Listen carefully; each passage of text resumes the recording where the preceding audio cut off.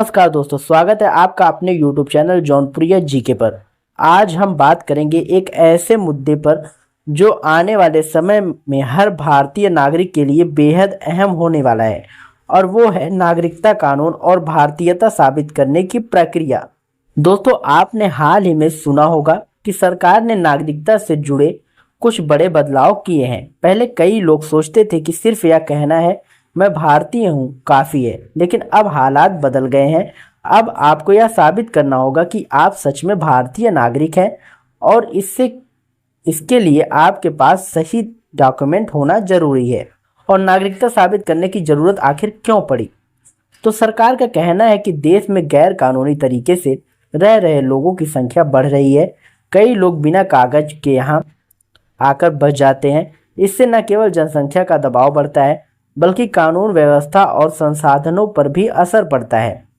इसलिए सरकार ने यह साफ तय किया है कि नागरिकता साबित करने की प्रक्रिया को कड़ा किया गया है, ताकि असली और नकली पहचान में फ़र्क किया जा सके। अब बात करते हैं सेकंड पॉइंट की, यानी कौन कौन से डॉक्यूमेंट जरूरी होंगे।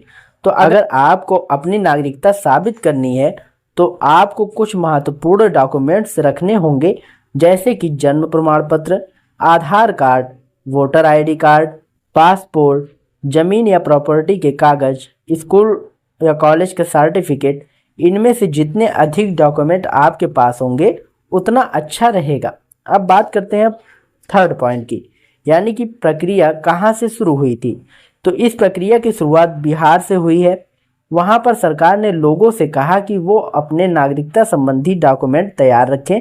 इसके बाद यह प्रक्रिया पश्चिम बंगाल और तमिलनाडु में भी शुरू होने वाली है, लेकिन ध्यान रहे हर राज्य में इसके लागू होने की समय अलग अलग होगा। अब बात करते हैं चौथे पॉइंट की। अगर आपके पास डॉक्यूमेंट नहीं है तो क्या होगा? अगर आपके पास जरूरी डॉक्यूमेंट नहीं है तो घबराने की जरूरत नहीं है। सरकार ने इसके लिए अस्थायी नागरिकता प्रमाण प्रक्रिया भी रखी है, जिसमें आप पुराने कागज, गाँव के रजिस्टर, पंचायत प्रमाण पत्र, गवाहों का बयान आदि के जरिए अपनी पहचान साबित कर सकते हैं। हालांकि ये प्रक्रिया थोड़ी लंबी और कठिन हो सकती है, इसलिए दस्तावेज समय रहते तैयार कर लेना सबसे अच्छा विकल्प होगा। बात करते हैं पांचवें पॉइंट की। तो नागरिकता कानून के तहत मिलने वाले अधिकारों और जिम्मेदारियां। एक बार जब आप भारतीय नागरिक साबित हो जाते हैं तो आपको संविधान के तहत सभी अधिकार मिलते हैं, जैसे कि वोट देने का अधिकार, सरकारी योजनाओं का लाभ, शिक्षा और स्वास्थ्य सुविधाएं।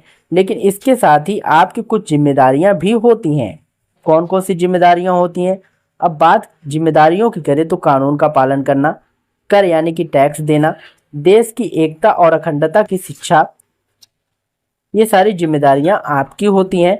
अब बात करते हैं नागरिकता कानून और एनआरसी सीएए का संबंध।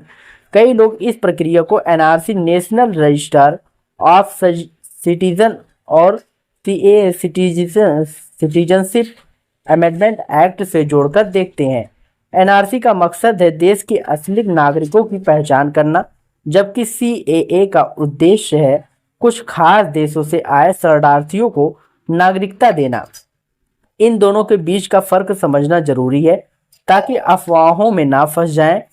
अब बात करते हैं सातवें पॉइंट की। तो लोगों में फैल रही हैं अफवाहें। तो दोस्तों, इस समय सोशल मीडिया पर बहुत सी गलत बातें फैलाई जा रही हैं, जैसे कि अगर आपके पास पासपोर्ट नहीं है तो आप नागरिक नहीं माने जाएंगे। यह गलत है। सरकार सभी लोगों को डिटेंशन सेंटर भेज देगी, यह भी गलत है। असल में सरकार का उद्देश्य केवल नागरिकता रिकॉर्ड को सही करना, न कि लोगों को डराना। अब बात करते हैं आठवें पॉइंट की। तो आगे क्या करना चाहिए? तो अपने सभी डॉक्यूमेंट्स एक जगह इकट्ठा कर लें। अगर कोई डॉक्यूमेंट गलत है तो अभी सुधार करा लें। डिजिटल कॉपी भी तैयार रखें। स्थानीय प्रशासन की आधिकारिक वेबसाइट और नोटिस पर नज़र रखें। अब बात करते हैं 9वें पॉइंट की। तो इसका आम जनता पर क्या असर पड़ेगा? तो यह प्रक्रिया एक तरफ तो देश की सुरक्षा को मजबूत करेगी, लेकिन दूसरी तरफ कई गरीब और अनपढ़ लोग डॉक्यूमेंट्स के अभाव में परेशान हो सकते हैं। इसलिए जरूरी है पंचायत, जिला प्रशासन, एनजीओ मिलकर लोगों को इस बारे में सही जानकारी दे। अब बात करते हैं क्या निष्कर्ष निकलता है। तो दोस्तों, नागरिकता सिर्फ एक शब्द नहीं बल्कि यह हमारे देश से जुड़ी पहचान है। इसे साबित करना हमारा अधिकार भी है और कर्तव्य भी। अगर हम समय रहते अपने डॉक्यूमेंट्स तैयार रखेंगे तो किसी भी प्रक्रिया में हमें परेशानी नहीं होगी। इसलिए जागरूक रहें, दस्तावेज सुरक्षित रखें और अफवाहों से बचें। तो दोस्तों, यदि वीडियो पसंद आया हो तो वीडियो को लाइक करिएगा, शेयर करिएगा और यदि चैनल पर पहली बार आए हो तो चैनल को सब्सक्राइब करके बेल आइकन जरूर दबाइएगा, क्योंकि हम इसी प्रकार की अपडेट आप लोगों के लिए हमेशा लाते रहते हैं। मिलते हैं किसी नई वीडियो में नई अपडेट के साथ, तब तक के लिए जय हिंद, जय भारत।